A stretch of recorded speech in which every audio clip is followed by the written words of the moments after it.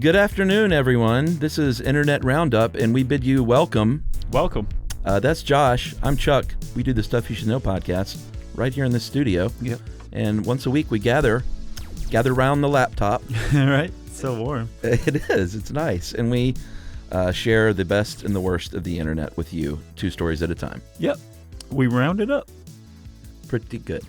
So, this week we have a really kind of serious, awesome thing. Yes, let's get serious. And then a kind of fun, goofy thing. And then let's just kick off our shoes. How's that for mixing it up? All right, you ready? Yes. There is a new drug. It's not super new, but the use for it is pretty new, called? I'm going with nilotinib. Nilotinib. Yeah, it's a leukemia drug. Yes, and it was, well, it is a leukemia drug still officially, but a researcher named Charbel Moussa, Nice. An assistant professor of neurology at Georgetown, said, hey, let's try it on something else, like Parkinson's. Let's go off label. Yeah. And the reason Dr. Moussa came up with this idea is because this drug, nilotinib, actually goes in and activates what I take to be your glial channels. Yeah. Which is basically your brain's waste treatment center. Mm-hmm. That normally stays kind of shrunk up when you're awake and thinking. But while you're doing your thinking and your neurons are firing, there's this plaque that builds up. Yeah. And that plaque actually is when your glial channels open up while you're like sleeping, that plaque is kind of removed, right, through your cerebrospinal fluid. That's the normal thing. But what Dr. Moussa came up with is that Parkinson's is a buildup of this plaque that doesn't go away. Yeah, these unwanted toxic proteins. And he basically said this acts like a garbage disposal. Right. Clears that stuff out. Yeah. So let's try it on Parkinson's, and it's really working. Yeah, that nilotinib activates those glial channels. And yeah, so apparently like almost overnight, it's basically like Awakenings, the sequel. Yeah. Is what's going on right now in real life. Yeah, pretty much. They did a pilot study, and one of the issues with it right now is it was such a small study. They only had 12 patients, but they gave them small doses of nilotinib, and out of 12, 11 people like had radical improvement over 6 months, I think. Yeah. Like not just like, oh, I feel a little bit better. Like people who couldn't walk could walk. People couldn't feed themselves, could now feed themselves. Or speak. Yeah, unbelievable. Yeah, or read books or things like that. And the people in the study had either Parkinson's disease with dementia or something called Lewy body dementia. Yeah. And yeah, the sad thing is now the pilot study, which has been extremely successful, is over. The people don't have access to nilotinib any longer. Yeah, they basically were like, all right, now we'll be taking that back. Right. Thanks for everything. Yeah. And now their symptoms have returned. Yeah. So it indicates a couple of things. One, they found that the nilotinib is, you don't need that much to get like these really great effects. Mm-hmm. But they figured out that you're going to have to stay on it basically forever, which is a problem because it's like several $1,000s a month for a prescription of nilotinib. Yeah, it ain't cheap, but super, super promising. And man, hats off to Dr. Moussa. Yeah, way to go, Moussa. Literally. How about that? Yeah. I took my hat off. You did.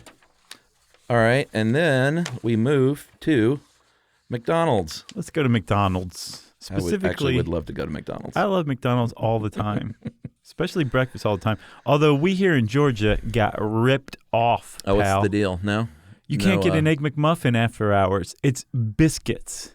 Just biscuits. Just biscuits, because apparently we're all hicks in Georgia. Yeah, what's a muffin? Yeah, and a McMuffin, an English muffin. Who wants that? Give me a biscuit. And they went with the biscuit, so you can't get an English muffin. So it's just a limited menu?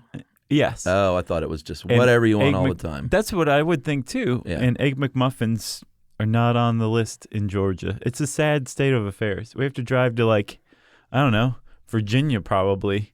Further north than that, my friend. Ohio. Their Southern Commonwealth, yeah. Yeah. All right, so if you want That was my rant. McMuffin, drive to Ohio. Speaking of rants, we found this awesome list on a website called rantfood.com.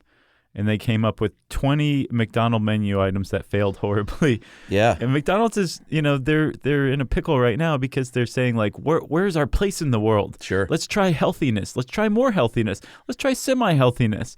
And it's not sticking. Yeah. But this is a long-term tradition, it appears. Yeah, and we've talked about this kind of stuff before, and our theory is always just be McDonald's. Yeah, go with like that's you know. what people want. Yeah, like no one wants healthiness with McDonald's. They just want McDonald's. No one wants McSoup. Right, which was the thing. Yeah. So let's go through a few of these. The Son of Mac is one of my favorites. Yeah. It was supposed to be just a smaller version of the Big Mac, but it only had one patty, and it didn't have the other slice of bread in the middle.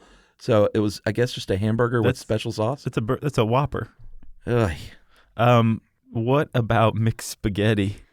Yeah. This is a thing. And apparently by the picture, judging by that wrapper and that cup, this is a fairly recent thing. Yeah. Which is really surprising. I'd never heard of mixed spaghetti. I guess they just mainly tested it out. But in some areas, they also tested lasagna and fettuccine as well, which, again, if I go to McDonald's, it's not for spaghetti. I'm not like, I need an Italian meal that's going to really stick to my ribs. McDonald's is what I need. Or you don't go in there saying, boy, I'd love a burger, and be like, oh, I think I'll have lasagna instead. Right. really swung me. The McPizza is another Italian thing they offered. They've tried it more than once. Yeah, they have. And a couple of problems there. It took 11 minutes to cook, which is not a fast food item. No. And didn't fit through the drive-thru window. So I imagine they had to tilt it, like causing a cheese avalanche. It's really funny. I'll bet that first time they tried it, they're like, we have a huge problem. Hey, Ronnie. This one makes sense to me. I've always wondered why McDonald's doesn't have hot dogs. Yeah. The McHot dog, it looks pretty nasty, but I would still eat that. The thing is I remember now, we did an episode on McDonald's. We did a How Stuff Works, or a How McDonald's Works episode on stuff you should know. And I remember McDonald's didn't have hot dogs because Ray Kroc, one of the founders of McDonald's, or the guy who franchised it, thought they were disgusting. Yeah. He personally was like, hot dogs are gross and we're not serving them. We're just sticking with burgers. Right. But they have tried McHot dogs before, and apparently Kroc was right because they never really took off. Although, again, I would eat hot dogs from McDonald's. Yeah, totally. I mean, I eat chicken nuggets. What's the big extension there? Yeah, and that's pink goop. Right. We've all learned that. And I can watch that video of pink goop being formed into McNuggets while I'm eating McNuggets, and I'm still not bothered. Well, because you're like, well, it doesn't look like that now. It tastes great. All right, the last one I'm going to mention is the Eggs Benedict McMuffin, because that sounds like a great idea to me. I agree. I guess it's just some hollandaise. Pretty much. And probably the runny egg. It's like it appears to just be hollandaise on an Egg McMuffin. Yeah, all right. Well, I don't see anything wrong with that. Perfect. This one also mentions the hula burger, which, by the way, was... We talked about that on the show, too. Yeah, that came up in the 60s. No beef. No, Catholics did not eat beef on Fridays, any meat on Fridays. They were allowed to eat fish, but rather than the fillet of fish, they tried the hula burger first, which was the grilled slice of pineapple. And then somebody said, let's try a fish sandwich instead, and that took off. Yeah, pineapple on a burger would be good, but not... This was just pineapple, burger. Yeah. And I think like pickles and stuff like that. Gross. So that's it. The internet's been rounded up, I think, Chuck. That's right. We will see you next week right here in this very studio, where we will further enlighten and depress you. Good day.